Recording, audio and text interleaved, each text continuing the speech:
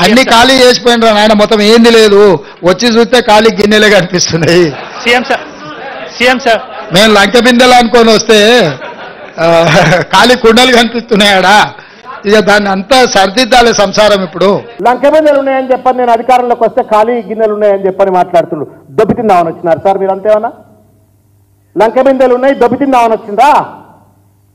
ఇవాళ 6 లక్షల రూపాయలు అప్పున్నది అని చెప్పని మీరు మాట్లాడుతూ ఉన్నారు.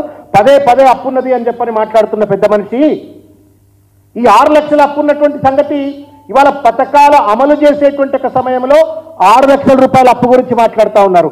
కానీ ఈ 6 లక్షల రూపాయల అప్పు ఉందనేటువంటి ఒక సంగతి మీరు ఎన్నికల్లో కూడా చెప్పారు కదా. పలుమార్లు ప్రతి ఒక్క ఎన్నికల సమావేశంలో ప్రచార సభల్లో మీరు 6 లక్షల రూపాయల అప్పు ఉంది అని చెప్పిండ్రు.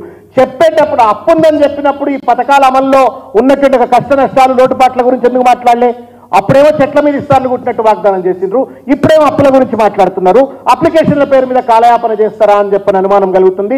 దయచేసి నివృత్తి చేసి ఒక క్లియర్ కట్ టైం షెడ్యూల్ను అనౌన్స్ చేయాలా అని చెప్పని ముఖ్యమంత్రి గారిని నేను విజ్ఞప్తి చేస్తా ఉన్నాను. ఇవాళ ఇంకొక ముఖ్యమైన విషయం ఏంటంటే, ఖజానాలో లంక బిందెలు ఉండవు సార్. మీ ఇండ్లలో ఉంటుండొచ్చు, పెద్ద పెద్ద బడాబాబులు, పటేళ్లు, పట్వారీలు, దొరల ఇళ్లలో ఉంటే లంక బిందెలు ఉంటుండొచ్చు. కానీ ప్రభుత్వ ఖజానాలో లంక బిందెలు ఉండవు, రికార్డులు ఉంటాయి, అకౌంట్ రికార్డ్స్ ఉంటాయి. అంతే. మీరు ఈ మాత్రం కూడా సోయి లేకుండా తెలంగాణ ఇంకొక విషయం ఏంటంటే, ప్రభుత్వ ఖజానానే లంక బిందె. లంక బిందె అంటే అందులో బంగారాలు, గొలుసులు లేకపోతే ఇంకేదో ఉండదు.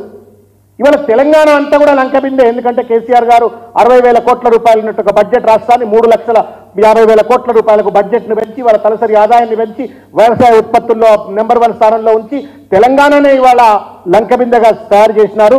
దాన్ని మీరు ఎక్కడ గండి కొట్టే ప్రయత్నం చేస్తారో లేదా దోచుకునే ప్రయత్నం చేస్తారో అనే ఒక భయం కలుగుతా ఉంది మీ మాటలు చూస్తూ ఉంటే.